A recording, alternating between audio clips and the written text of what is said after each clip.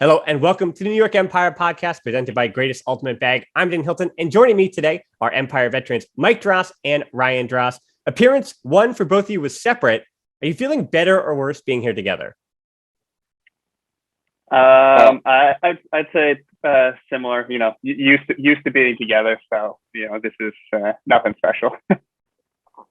Yeah. I like doing stuff with Mike, so I'd say better, sure. Well, as a reminder to those who may not have heard the original shows, I do want to start this show by heading all the way back. So even though, you do a lot of things together, you did, we'll say, get your ultimate start similar together, but then we're going to talk about college in a second. So I want to ask you, Ryan, we start with you here. When did you first get into ultimate, and where did you first hone your craft with the sport? I started playing in college, which was a little while ago now, but my first year at college, it was just there was like meet your fellow freshmen and play soccer and frisbee on the quad. I thought I was going to go play soccer, but nobody was playing soccer. Everyone was playing frisbee, which I'd never really heard of. So I started playing. They asked me to come play for the team, and then I loved it right away, and I didn't know what I was doing, but I picked it up from there. So that's Ryan at Amherst College, to be exact with that. Yeah, Amherst College. Yep. Yeah. Like, was it a similar experience at Georgetown? Not at all, really. My freshman year, I didn't play ultimate. But neither of us had played in high school, or it wasn't a thing in our high school in Connecticut. So I was trying to find a sport, like something fun to do, but I actually didn't start frisbee until my sophomore year. Ryan was doing it freshman year. I had been playing club tennis, which was, I liked playing tennis, but the team didn't have like the communal kind of atmosphere that I ended up finding from the frisbee team. So yeah, Ryan suggested trying it because he was like, "Oh, this is awesome! Like, yeah, it was so much fun when he was playing his freshman year." So sophomore year is when I started. Yeah, joined the team at Georgetown, and just haven't looked back since then, I guess. Well, when you guys were over the summer times to meet up again at home and kind of go over what you've been doing ultimate wise at your respective colleges, how do you think those experiences differed between the two teams, Georgetown and Amherst? Mike, you go first on this one. Yeah, so I have a little insight too, because we each went to visit each other in college, and went to not very many, but at least one or two practices with the other one at school over the couple of years. I think Georgetown, I feel like we took ourselves, we weren't a great team by any means, but I feel like we were a little bit more serious, maybe. Not that brought much better results, but I don't know. But overall, I don't think it was too different. I mean, we're both kind of mid-tier regional college teams. I don't know, Ryan, what do you think? Yeah, I think Mike's team was probably a little better, but we're in the same tier. The experience, I think, was fairly similar from what we talked about. Definitely, we played all the time, and we had a coach, and we were a solid team, but we weren't anything like these super competitive programs. But we just played every day. We had practice from 4 to 6 every single day.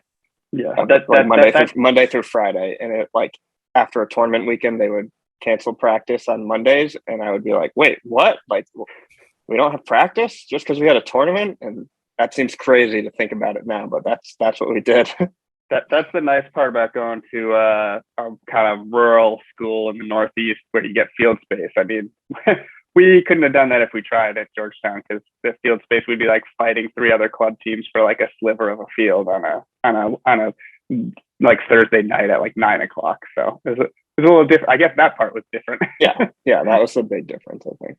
Well, speaking of field space, I know it's going to overlap with your Empire career, but you both in time have played mixed ultimate at the club level. We're speaking of 7 Express and Exist most recently. So for both of you, what has playing mixed ultimate done for your game? Even later on in your career, it could be earlier on with 7 Express or later on with Exist. How has that changed your game for the better? I've played since I started playing club in 2013. And I played pony for 1 year, but I played mixed a lot. So I don't know how much it's changed the way that I play on Empire. But that's where I learned to play, like alongside, like the year before Empire. That was my first introduction to like high level Ultimate, was playing that year of Seven Express. We made nationals, like, and then that was, I realized like what kind of Ultimate like you can play, like other than like solid mid-tier college Ultimate that I'd been playing. And then, from there, Empire was like another step up, but like it, for me, it like bridged that, like, that gap between like working up and like what kind of level Ultimate there is out there. Yeah, for me, I think last year I played Exist. It was my first time playing mixed playing mixed for a club season in like eight or 8 years or something. So it'd been a while. One of the really fun things that about the season last year was getting to play offense and kind of, for my club team when I'd be playing with Pony and playing with Empire, to like a certain role that I'm do my best to fill. And so it was fun and good experience to kind of branch out and have a bigger role in terms of offensively. I was playing O-line and just a little more freedom, and types of risks that I could take or would be encouraged to take. Hopefully they don't think I went too far, but that was a fun experience to kind of branch out a little bit in terms of my role last year on Exist. Well, of course, I guess look up the final from regionals. I mean, what an incredible game that was. But I don't have time to get into that one because I do want to focus on the Empire here with two actual OGs been on the team for 8 and 9 years respectively. Wait, yeah, I was going to say Ryan's not quite an OG. That's reserved for 2013 people. Right. Me, Matt Stevens, So yeah, Mike since the beginning, Ryan since year 2. And I do want to give some attention to the early days and ask you both for a player or multiple players. So I'll try to make my question a little longer, so I'll give you a second to think about this. But I want a player or multiple players from the team's past. So we're talking 2013 through about 2016, we'll say. So those who definitely played in Brooklyn with you guys. So from the team's first 3 or so seasons that you'd love to still have in their prime, right? So we're going to take them back in the Wayback Machine. So in their primes and put them on this year's team to play with you guys. It could be sentimental. It could just be guys that balled out that, again, might have been forgotten in AUDL past. You guys got 1 or 2 or 3? Because, like, again, Pippen, Cat, they don't count. Like, I mean, obviously, like, Cat Stevens is still in his prime. So I'm saying guys we have not seen for a long time. That's I feel bad. I feel like I'm gonna leave people out, but let me see. The first one that comes to mind is someone who only played in or at least only with Empire in 2013 is Hussein Carnegie. It would just be, I don't know, his skill set. We have a lot of athletes on this team, but it'd be fun to just have one more incredible athlete. His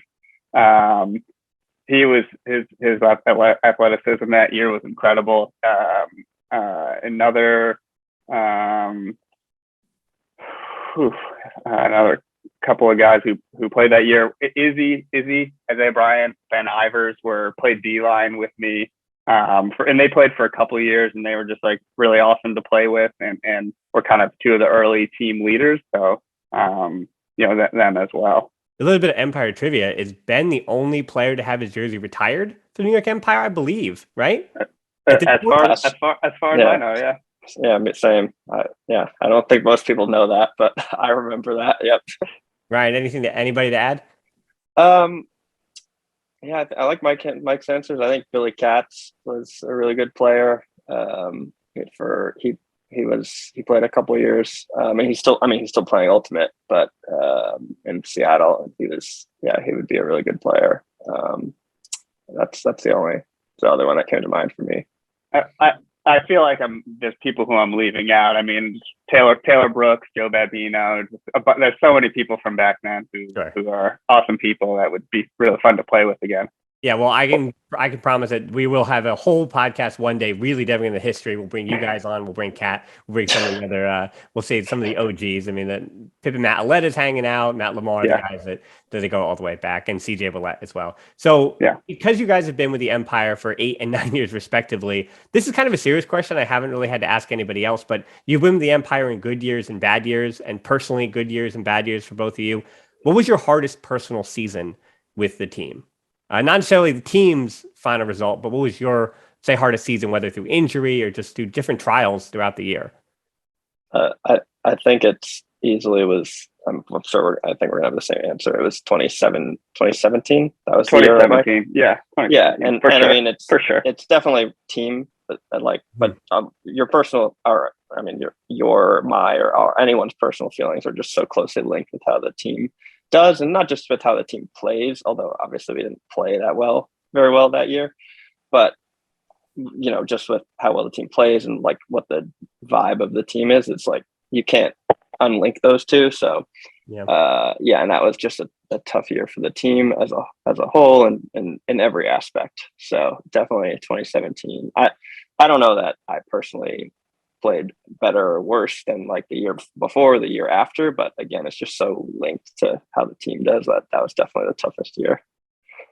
Yeah, and that's the only year we didn't make the playoffs, and like we look back, we sometimes we talk about it, we look back, like that team had so many good players, but it just like things just didn't come together. We had coaches changing that year, and it was not a good year. So I agree 100% with Ryan. I don't have a year that I feel like I was particularly bad personally on a personal level. So I definitely, as he said, go with the one that on a team level, which impacts how you personally feel about it. It was definitely that 2017 team.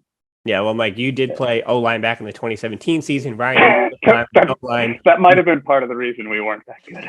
No, that was a transition, not a correlation. So Ryan, you split time in the 2016 season on the O-line, but here on out, when we're talking Empire, I'm talking to two of the greatest to ever do it as far as on the D-line in the AUDL, not just the Empire. So I was going to ask, how would you say the defense in the league has changed over your time in the league? And I mean, I guess the easy answer is people seem to have gotten more athletic, but I really want to get into the nitty gritty of the defensive schemes. And if you also want to add, where do you think those are going next? Because the athletes are getting better and guys are training better and eating better and all those different factors. But I'm really talking about the actual X's and O's to how defenses may have changed to adapt to where the league is going.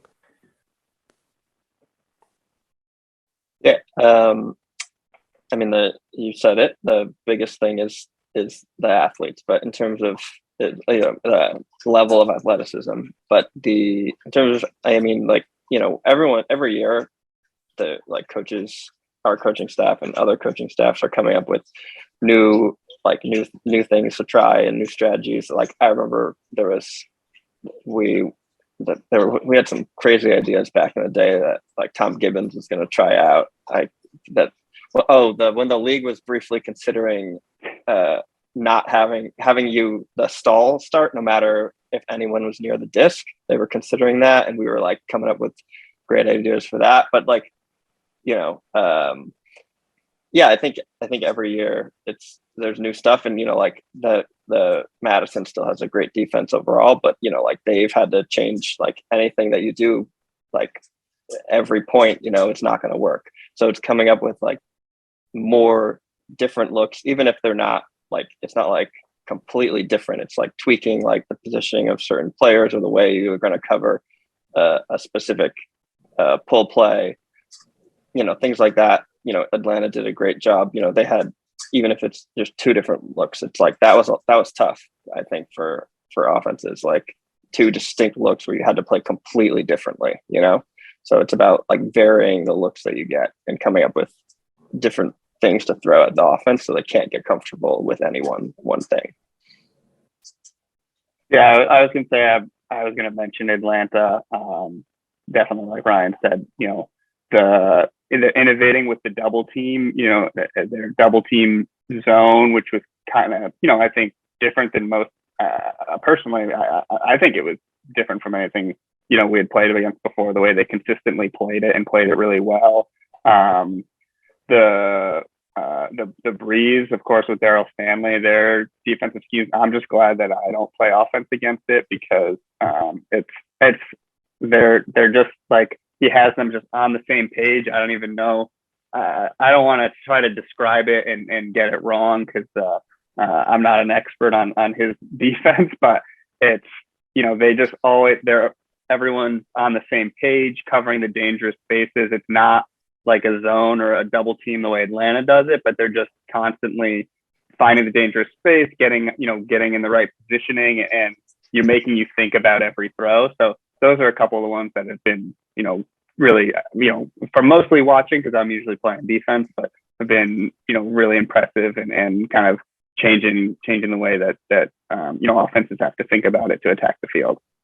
Well, I'm going to focus on you guys now here. And a huge disclaimer I want to add to, I've talked to both these guys personally. They have talked about the concept of team defense. And when playing, they've said the stats don't matter. But I know you guys, I'm going to bring you back into this. I know that you count them up. And I know that you know the numbers and where they're at. So let's talk blocks, what is probably the claim to fame for both of you in the league. And counting the regular season and the playoffs, Ryan, you're sitting on 171, Mike on 181. Oh. Is 200 the goal for both of you? Because not to give it away, but you are both in your post 30 years. So I'm not putting a cap on you guys, but I'm saying for however many years you guys want to play left, is 200 the goal? I've never had I certainly know. I'm not gonna lie. I know where I rank, but I've never had a specific goal for number of blocks or anything. And for people who say that stats don't matter, of course they don't compared to the team, but everyone's lying a little bit. Like you see someone gets a block, they're making sure the stat keeper's marking it down in case they don't want them to miss that they touched it or something. But no, I don't have like a specific number in mind. They're a lot harder to get these days. So 200, that's that's 2 years away, and if it's 2 good years. For Mike, it's probably like 5 years at this point. But. It might be. Well, it has slowed down. Yeah, Mike, you did have 41 blocks back in 2013, but there are some others put up some huge numbers though. So between Chicago and then Madison's Peter Graffy's 49 in 2014, Graffy's 41 in 2016, Minnesota's James Kittleson's 28 in 2019, which, as you mentioned, the more recent it gets, it seems like the more difficult it is, obviously. And then Alley Cat, now Growler, Goose Helton's 38 in the original 2012 season. Of the ones I've named, and I know you guys really are only focusing on Empire stuff. I don't know how much Peter Graffy film you're watching, but which of those seasons that I named impressed you the most? And you could also add the one that I didn't mention is an Empire teammate had one in 2017. Oh, yeah, you could throw that one in there, I guess. I'm sure Ryan and I are thinking of the same one, and Ryan, go ahead, you can answer it. Yeah, I definitely was thinking of Jeff's season and whatever that was 17, yeah, 17, right, yeah. I know the season I'm thinking of, couldn't remember the exact year. Yeah, that was crazy. That's definitely what I thought of, because you just couldn't, he's obviously still a very good player. He was amazing player still, but like that was a level I hadn't seen someone play at that level on defense. Like you couldn't throw it anywhere near him. Like a number of highlight real teams just, we heard DC, they put a cone at practice, they put a cone in the deep space and just said, that's Jeff, you can't throw it anywhere near him. It was ridiculous. But of the ones that you mentioned, I definitely watch other games. I don't certainly the 2013 one from Goose Helton. I have no idea what that was about. But I know I saw definitely saw some of what Peter Graffy blocks from 2016, the year that he had almost 50 or whatever he said.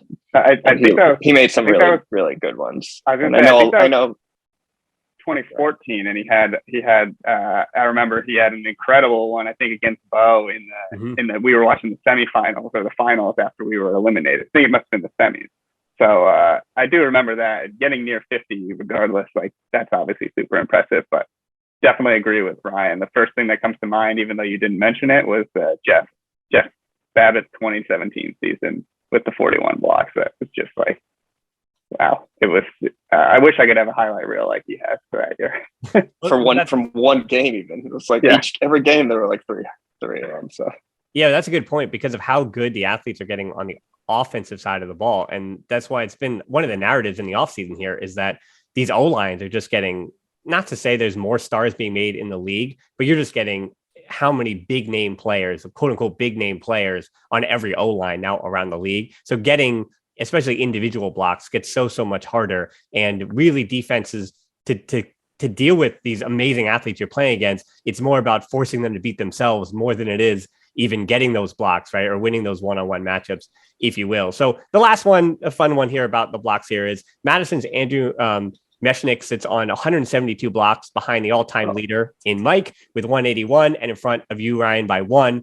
Rafi is at 168. KPS, I know you know, on 153 to round out the top five. So things can change a lot in one season with all those individual players. But what number do you think that you'll need to get to feel safe? We'll say even top 1, 2. Let me just say real quick, one thing that makes me feel a little bit safer is the mechanics off season. I know when I got, no offense to the mechanics, they've struggled for a few years. I know when I had he's 41 my first year, like a lot of that was because we had some real lackluster opponents, the Rochester Dragons. And I know I have some teammates on that team, and I've known a number of people on those teams who've become good players, but like we played them one game and it was like a pickup team almost because all the players were in college and stuff. So I don't know if I have a number to feel safe. Eventually someone's going to pass it. KPS is doing great things.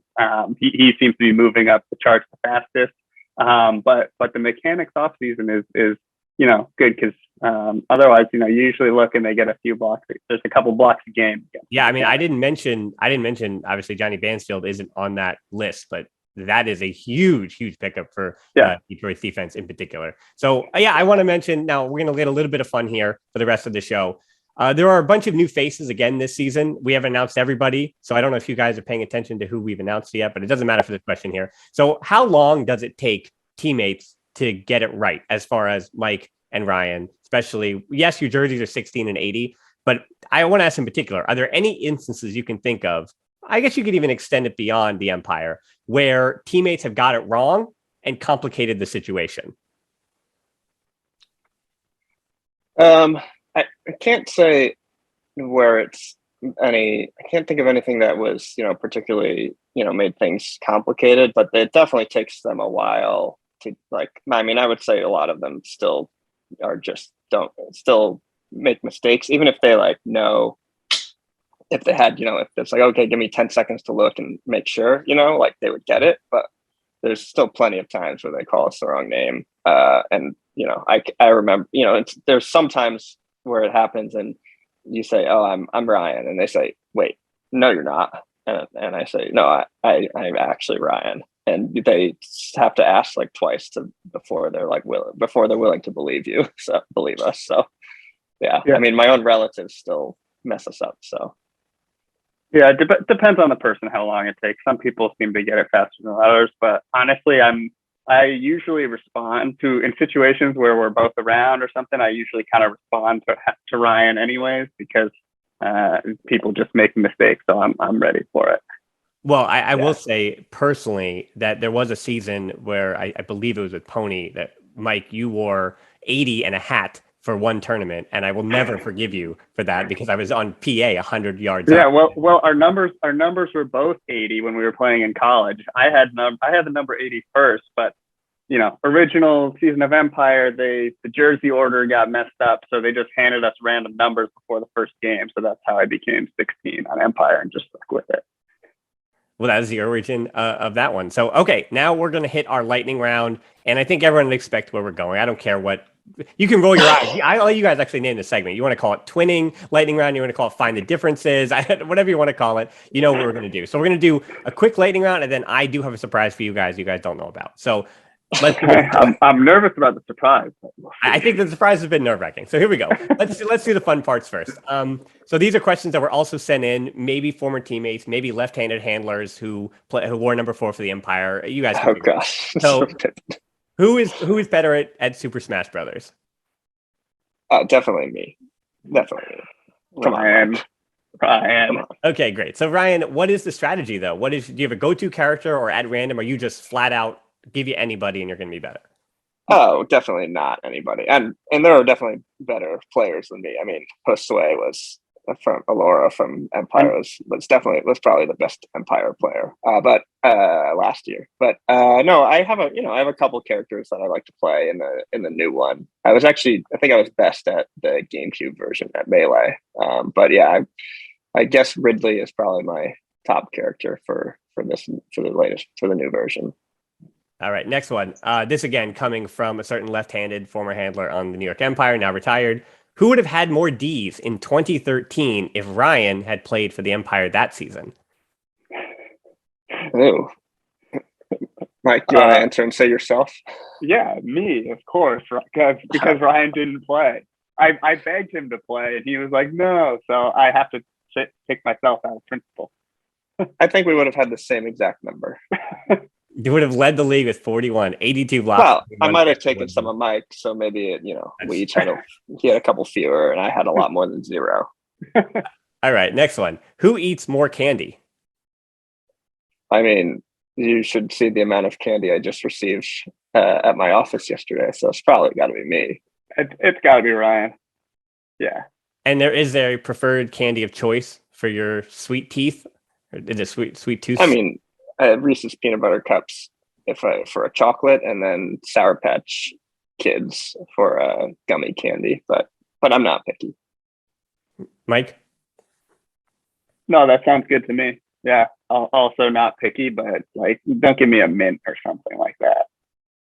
All right, so here's some one-offs. As far as we're going all the way back before the ultimate period in your life. Who walked first? I have no idea. Wait. No, I do know. I don't know who went first, but my parents have said that we walked on the same day. I don't know what day it was, and maybe one of us technically walked first, but it was the same day. Jeez. All right. Who talked first? Oh. That I don't know. But me, probably. No. All right. Probably Mike. Probably Mike. He's older. I probably spoke 90 minutes before him because I'm 90 minutes older, but I don't know. Then who had the first girlfriend? Oh, that was me. Was it? Oh boy, it's so long. Yeah. I couldn't even remember. Sophomore year of high school. Yeah, so long ago. Yeah, I know. It was you. All right. Who learned how to drive first? We did it together, and we got our license. We did everything together in high school. Yeah. We were never separated. So yeah. we learned to drive. We took the same driver's ed class. We got our permits the same day. We went and took the license test the same day. I forget who actually went. We literally did our road test like back to back at this place. I forget who went first. So really, it was all the same. Yeah. All right. So we're going to speed it up. We're even get lightning.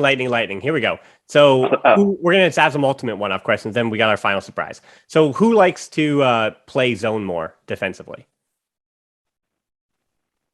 Or neither? Me? Maybe? I just don't know. I was going to say me. Okay. So we just... who watches more ultimate in their spare time? I think me. I stayed up like the last 3 nights till like lightning round. So I'm gonna go with me because of what I've done the last couple nights. Sure, Mike. I watch a lot. Okay. We're not giving away time periods, but who's planning on playing longer? Have you guys talked about that? Mm-hmm. I think I got to say the same. I don't know. I couldn't imagine. I mean, especially if you mean Empire, I couldn't imagine playing without Mike, and I don't know if he'd play without me. So yeah, probably a tie. Yep. Sorry, I know that's lame. No, that's totally fair. Who takes longer to get ready for a game, both at home and on the field? Probably Mike. You think so? Yeah. Yeah, maybe. I guess I'll take it. Yeah, he's got to tie his shoes, so that takes longer. That's true. Ryan just puts them on. All right, last 3. Who has the better throws? Mike for backhand, and I have a better flick. That's what I'll say. Very diplomatic. What about lefty scoobers, Ryan? Neither of us should be throwing those. So, all right, this one's impossible to calculate, but who has had more conversations with the referees over the years? I think me. I think that's right. I've got an extra year on Ryan, so I feel like I'm going to say myself. For you and me. Yeah. All right. Ryan's got the average. I'll take the total. Yeah. That's fair. Okay, so now the final thing is a surprise. And finally, I guess the question is, who's better at Seinfeld trivia? We are. You don't know? Well, wait. You don't know? That's great, because we're going to do some Seinfeld trivia here. We're going to see who is better at Seinfeld trivia. Just go for. Okay. All right. Let's for the record, I'm out of practice, but we'll see. We'll do our best. Right. We've got a few more. I think at this point, this one's pretty hard. Again, I am not a regular Seinfeld watcher, so I had a little bit of help. I grew up in a rural part of Pennsylvania, didn't understand the big city stuff. So it's a show for those who are younger fans, by the way. This is a show about terrible people in New York City that ran from 1989 to 1998, when the three of us were all actually little children. So, all right, first one here. How many times did Kramer slide into Jerry's apartment throughout the entire show? It's impossible for you to know this, yes, but I want you to give a number guess, and whoever's closest wins this question. And you actually control the board. There's 181 episodes, so probably. I've got my guess. Yeah, I got a guess. Yeah. You want me to go first? I'll guess. I think I was going to say like 35. Oh, I was going to say like 85. Oh, well, it's 289. So Ryan can. Oh my God. Okay. Wait, it was. Oh, I thought it was number of episodes. No, it's the times that Kramer slid into the apartment. Okay. So Ryan, you go first. I think this is probably the easiest one here. Wow. What did George order from the soup Nazi? Oh. I want to say mulligatawny, but that could be wrong. Mike for the steal? George. That's what I would go with. Well, you said I was wrong, Mike. Turkey chili is the answer. Oh. All right, no points. All right. So, Mike, you get the next one. Can you name the woman who George dated on NBC? Yes. The character's name? Mm-hmm. Yes. Susan Ross. 1 point for Mike. All right, we're tied up at 1. I would have gotten that one. Again, I didn't watch the show. I don't know which one's easy or not. That one was definitely easier, but I'll take it. All right, Ryan, this one is impossible, so good luck. What episode had the first bleeped out swear word in the show's run? It happened in season 3, and it was said by Elaine. Those are your hints. Oh, I was thinking of when Jerry says it. Me too. So when Elaine says it, season 3. Oh boy. I don't know this one. I don't think Mike. I was probably thinking of the same thing as Ryan was in the non-fat frozen yogurt episode, but that's Jerry who says it, I think. So it's on the subway, and so no points awarded. Oh, okay. Yes. So, so at this point now we need a tiebreaker. So this is a tiebreaker if necessary. We're tied up at 1-1. So in the infamous The Contest, which is one that actually even I know about as an Always Sunny fan. So it's one that has gone through to the zeitgeist for those who don't know. Who actually wins the contest? And I believe, Mike, you get to go first on this. Well, this feels like somewhat of a trick question, because like the answer is kind of George, but then in the finale, no, it's Jerry. Jerry won. George admits that he cheated. Jerry won. Mike's hemming and hawing too much. Jerry won. What? Okay. That's what I was getting George to admits he cheated, so Jerry won. To it. Okay, so this ended exactly the way I wanted it to, on a tie, with arguing, with bickering, just like the Seinfeld cast would want it. So that'll wrap up another show. Mike, Ryan, we could have gone. I had so many questions that I got rid of. So we'll obviously have you guys on again. We'll see how much longer you guys want to even keep playing. But for the 2022 season, you will surely see Mike Drost and Ryan Drost on the field for the Empire this year, and likely on the D line. But as Ryan Holmes has told me, don't say never is never to anybody on the O line this year. So potentially on the D line for Mike and Ryan. I'd say never. I heard something different from Ryan Holmes, so but I'm not keeping my hopes up. All right. So again, thanks so much for Mike and Ryan. And thank to you listeners, as this wraps up another edition of New York Empire Podcast. And the entire New York Empire family, we'll talk to you soon.